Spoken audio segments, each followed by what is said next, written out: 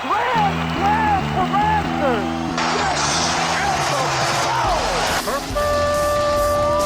It's time for Blessed to Play on EWTN Radio, uncovering the role that faith plays in the lives of sports professionals from around the country.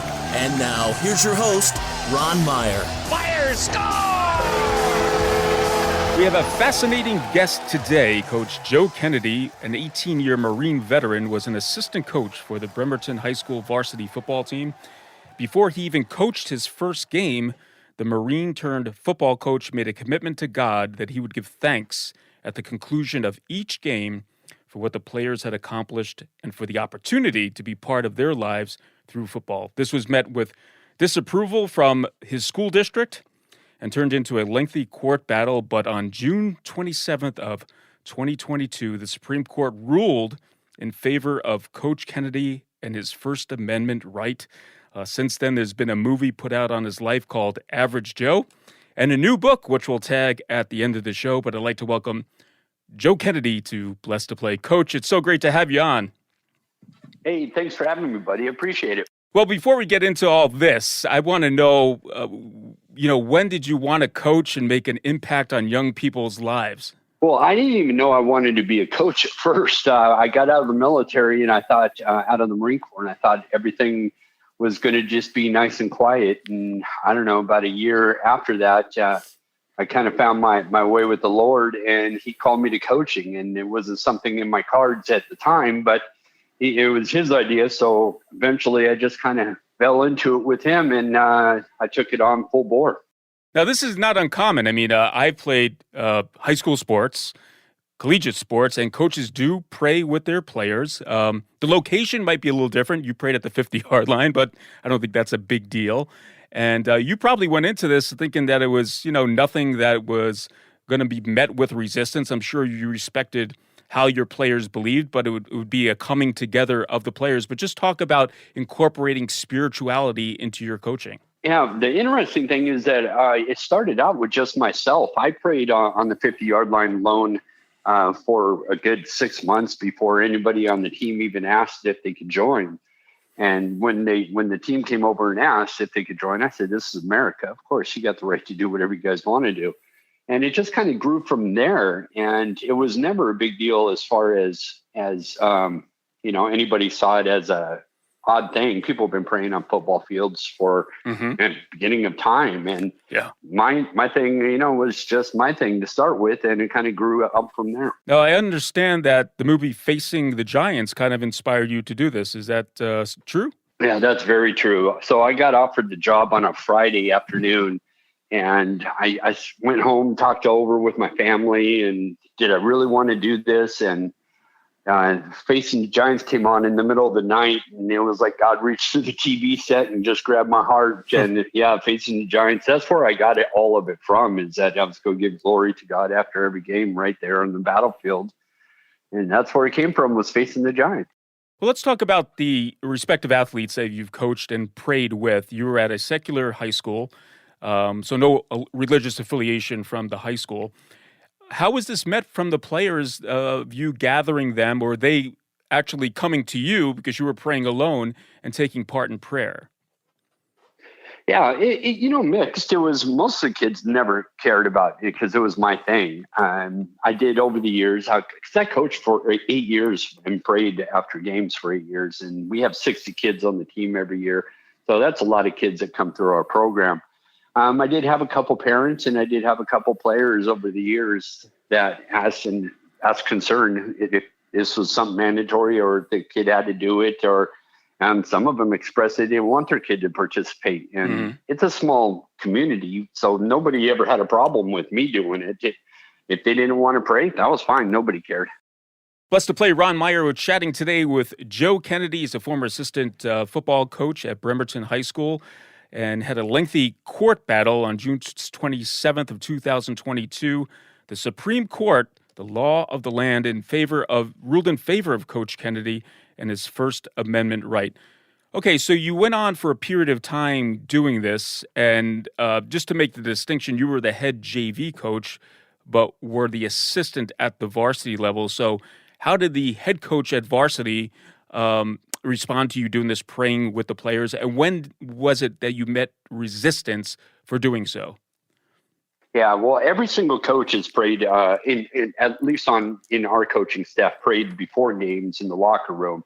And a lot of them took turns praying afterwards and either joining me afterwards after the game. Some of the coaches are old school and they don't want to be seen with the other team afterwards. So it was never a big deal with them. The head coach, he didn't have a problem with it.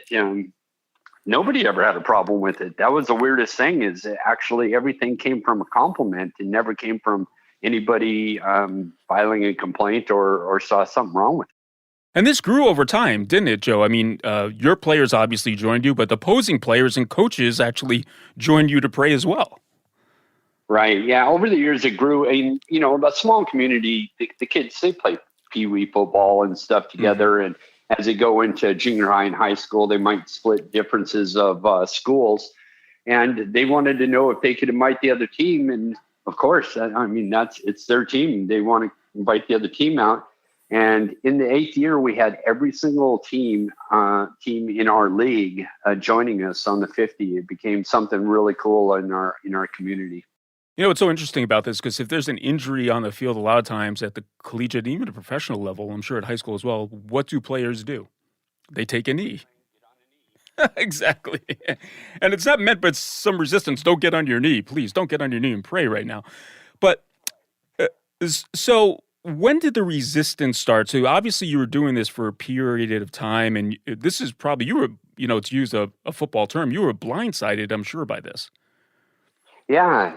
One of the games that we had, an educator from another school district came and saw our game and was very impressed with it. We actually lost the game, and they saw us come together after this really, really good rival team. And they saw us all praying together, interlocking arms on the 50, and just thought it was awesome. So they called the principal of our school and gave a compliment, which led to an investigation. And the school district lawyers were the ones that got really nervous about it and just wanted to poo-poo it. They thought it was so much easier just to remove it than to deal with it. All right, so they had this notion that they wanted to remove it, and there was a course of action that took place, and it made it really difficult for you to pray. So when were you, quote-unquote, reprimanded and told, don't do this anymore?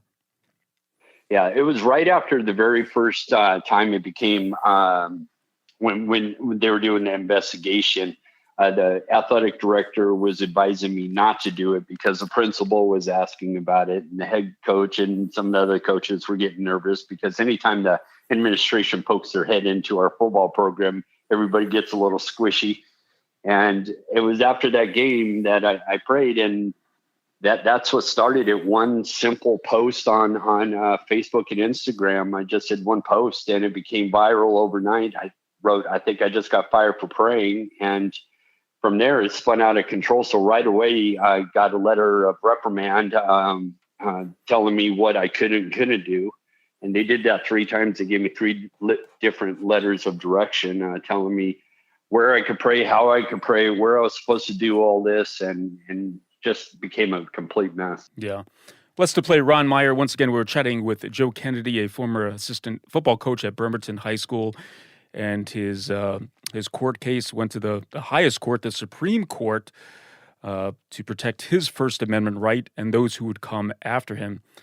So, okay, it's one thing to be reprimanded, Joe. It's one thing to not like the decision of the school board, and there's another.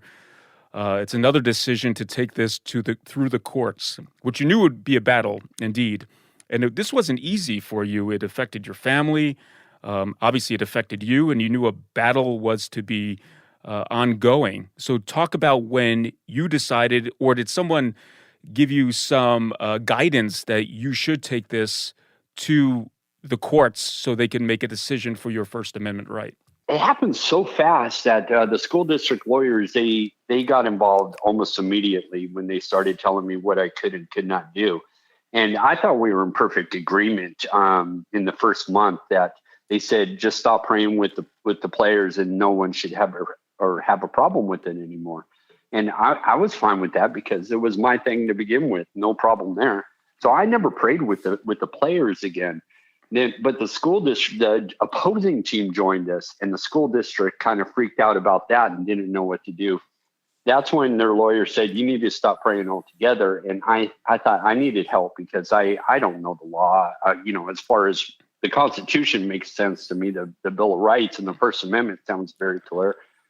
But I needed somebody who knew the expertise of that. And First Liberty Institute out of Plano, Texas called and heard about it. And they said, hey, this is our specialty. We want to hear about your case. And they're the ones who started advising me legally what my rights were as an American. All right, Joe, I want to take a break, but on the other side, I want to talk about how this went to the Supreme Court and all the trials and tribs that you went through this process until a decision was made on that day in the month of June, the day 27 of 2022. We're talking with Joe Kennedy, former assistant football coach at Bremerton High School, when Blessed to Play returns right after this.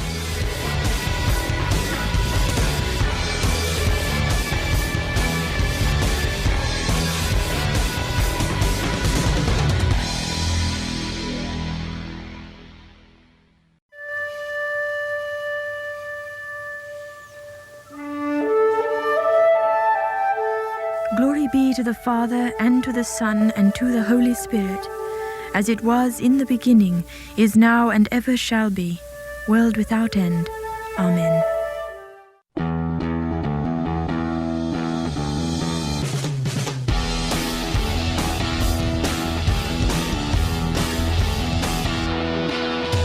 Welcome back to Blessed to Play. Ron Meyer joined today by Joe Kennedy, a former assistant football coach at Bremerton High School in Bremerton, Washington. He was known for praying at the 50-yard line, folks, but the Bremerton School Board did not like that. In fact, they stopped him from praying with the team that he was coaching, even opposing coaches coming in, joining him, and opposing players. And Joe started off praying by himself, so this wasn't really orchestrated. It happened very organically. And he felt his rights were being violated. And it came to a point where he went through the court system and had a favorable court decision through the Supreme Court.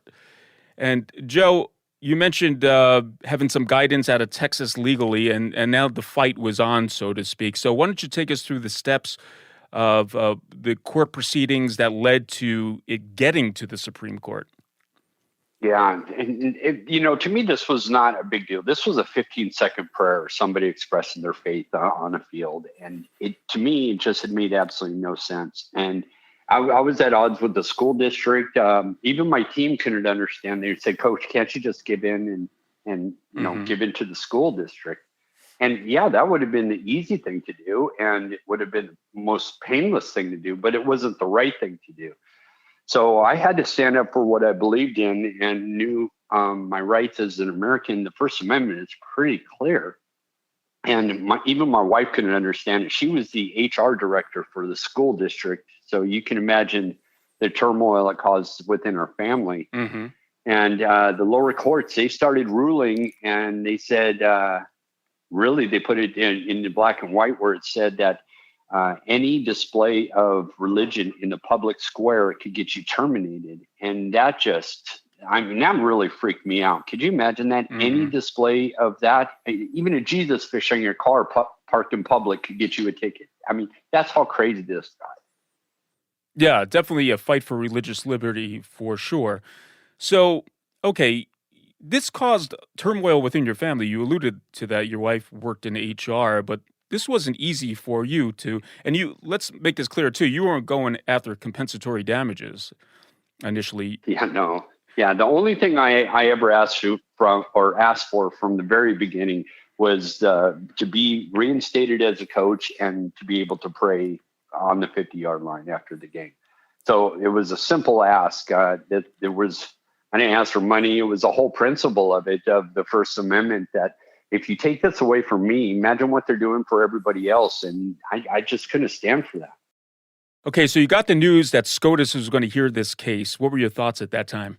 I was very optimistic about what the Supreme Court does, because they look at things in the whole entire picture.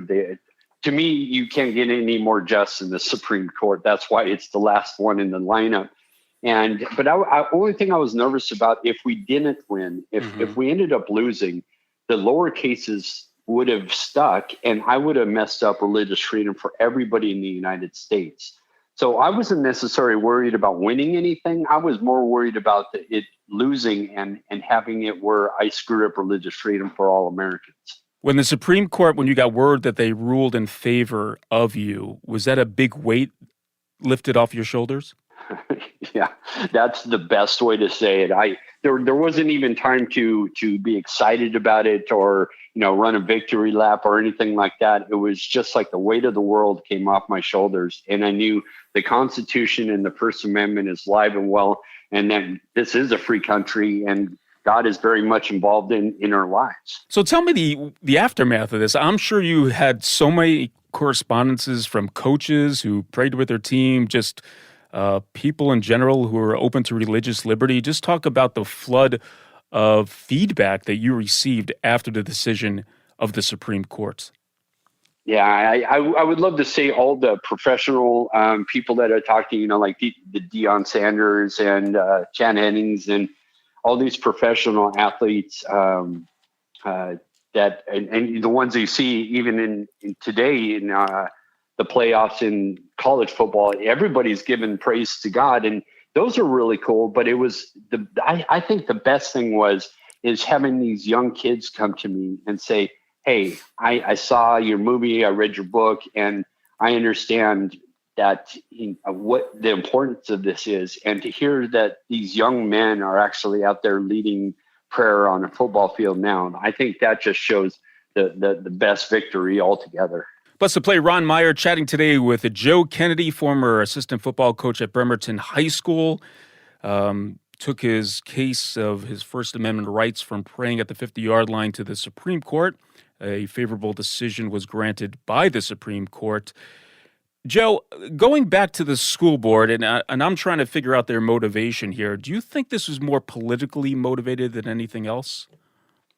Oh, it absolutely was. And once you start realizing the sad state of affairs our education system is, and I can't speak for all of America, but I know in Washington State that the lawyer groups that had all the legal representation for the state of Washington, they're all funded and backed up by the Freedom from Religious Foundation. Mm-hmm. So there's outside influences that are trying to battle. It's good versus evil every single day, and there's people behind the scenes. I wish I could say, point the finger at the superintendent or the school board, but they were just mere puppets at they're pawns in the game. So you decided that you could be the best advocate for religious liberty by working outside of the school system. So post Supreme Court decision, post coaching football, what have you done, and how has your life evolved from that period of time? Yeah, a whole lot. Where it's not just a group of kids on the football field or in our neighborhood. We're actually going around all over the country. You see it in Louisiana and Texas. They're bringing back the 10 Commandments into the public square, into the courthouses, where crosses were taken down in public. They're being put back up.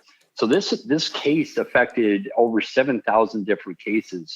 And if we have more religious freedom now than we've had in the past 50 years, and to me, that just says a whole lot about our country is turning towards the right way. I know that it's not there yet, but it just takes one person to be able to stand up, some average guy to stand up and say, no more of this nonsense, and stand up for what is right. And that's what I've been doing, is encouraging others to do the same. Well, you said average guy, and I understand there was a movie called Average Joe, which is on your life, and it was in movie theaters. Now it's on streaming platforms. But talk about the movie, and were you happy with the depiction of yourself in the movie? Yeah, that was so great. The director, Harold Kronk, and the actors that played us, Eric Close, they were so true to our story. That's what the beauty of it was, is that they said we wanted to respect, and we didn't want to make it this big Hollywood-tized thing, and we didn't want some cheesy religious film. We wanted something that was real life and good entertainment and had a message to send. And I think they just did a phenomenal job. Our writer, Stephanie Katz, and the producer, Bob Katz. I mean, these people are just incredible servants and want to just go out there and spread the word. And I think they did a fantastic job. They made it true to life. Indeed. I want to talk about your faith, because for you to go through all this, obviously you were motivated by faith, right? But for you to go through all this, and we didn't talk, it's depicted in the movie, you had, almost came to a divorce with your wife too. I mean, this was a lot of friction this brought on, but just talk about your faith life and looking at the movie, your resignation to God and your commitment to Him. That took a lot of guts. Yeah. It seemed like the simplest thing, just having a little bit of faith. And that's what I just try to emulate to what I've always taught my guys: do what's right, even if it's not popular, and to stand up for what they believe in. And my faith played a huge part in that, of standing up.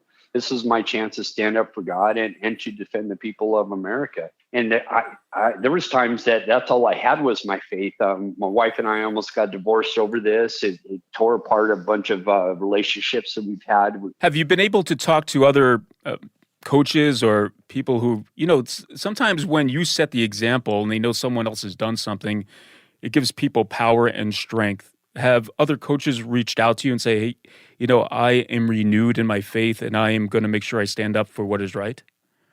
Yeah, that is the most, and it's not just on the football field. I've heard it from other coaches in other sports, men and women's. And interesting is that it's gone all over the place. You hear about bus drivers that will stand up for their faith now. You talk about anybody in the public square is not afraid to even bring a Bible and put it on their desk, no matter where they work. Mm-hmm. So I've been hearing from people all over the United States, actually all across the world, that these people are inspired and empowered, going, hey, I can make a difference. And just with the strength of God, I could get through it all. We're chatting with Coach Joe Kennedy, an 18-year Marine veteran, and I'm a high school football coach assistant at Bremerton High School. And we talked about, just going to the Supreme Court to stick up for his religious liberty, his First Amendment right. I want to key in on that word Marine. How much did that help you through this process? I think it helped me so much for the simple fact of Marines, we never quit. We don't know how to surrender to things. And that was a huge part of it, even though I didn't really know where to stand as far as lack of better words, a Christian, a person of faith. What do you do? Do you do what you think is right or what your employer says is right? And it was pretty clear to me, and as far as I was an American before I became a Christian, and I was going to stand up for the rights of all Americans, and they just happen to overlap with each other. And I think that's what it's all about, is that people standing up for what they believe in, and most people have a right moral compass, and we're just afraid to use it. And Marines would defend our First Amendment right, is that correct? Absolutely. We fight and defend the Constitution of the United States, and that covers all the amendments. Well, Joe, your book, One Man's Faith and the Fight to Change a Nation, and you have changed a nation, but just talk about writing this book and what you hope to convey to those who would read it. I really think that people would just be inspired knowing that the perfect Christian does not exist. I am so far from it. And it really is the average people every day that God uses, and He will equip the people that He has called. And we just have to be obedient to it. And I think they could just read the book and understand that, wow, this kid was a mess. He's been a train wreck his whole entire life, but yet God could use this one insignificant person to change the course of a nation. So that should inspire a lot of people to be able to stand up. Well, I don't want your wife, Denise, to get lost in this. I know you have 4 children as well. So talk about Denise's support through this and her growth through. She probably didn't expect all this to happen in her life. And what is she thinking at this time? Yeah. And when you read the book and see the movie Average Joe, you'll understand how much of an impact she had in there, and that she was 50% of this entire story. And we were at so much odds. Like I said earlier, we almost got divorced over this. Mm-hmm. And it wasn't until that breaking point where God stepped in and opened her eyes that this was a fight for everyone, and that God was the one that called me to this. And she joined my side, where two became one. And then we were stronger than ever, and our marriage is unbreakable, and our relationship with God is just the key for everything. When you were going through this turmoil at the height of it, what was your prayer to God? I think half of it was asking God, why me? And are you sure you got the right guy? Because I felt like a fraud standing up for religious freedom, when here I am, this big train wreck. And really, it was just, God, every day, get me through it. Let me wake up another day and fight one more battle. And there's a verse, because I'm not a real biblical guy, but 2 Timothy 4:7 was kind of like my mantra. It was fight the good fight, finish the race, and remain faithful. And that's what I ask God to help me do every single day. Indeed. Fight the good fight. Well, Joe Kennedy did just that. Joe, I want to thank you for standing up for what you believe in. And, you went through a lot of trials and tribs along this route to the Supreme Court to get that decision, but I'm sure you're affecting a lot of people to stand up for the First Amendment and religious liberty, and we wish you all the best in your future work doing so and being an advocate. Thanks so much for joining us right here on Blessed to Play. Hey, thank you, brother. Keep fighting a good fight. Hey, Blessed to Play fans, check us out on the web at blessedtoplay.com. That's blessed2play.com. You can like us on Facebook. Hit us up on the platform X at Blessed to Play. For Coach Joe Kennedy, I'm Ron Meyer. We'll catch you next time right here on Blessed to Play. You've been listening to Blessed to Play with host Ron Meyer on the EWTN Global Catholic Network. If you have a question or comment about today's show, feel free to email us at info@blessedtoplay.com. That's blessed, 2, play.com. You can also connect with the show on the web at www.blessedtoplay.com. Again, that's blessed, 2, play.com. Join us again next time for Blessed to Play on the EWTN Global Catholic Network.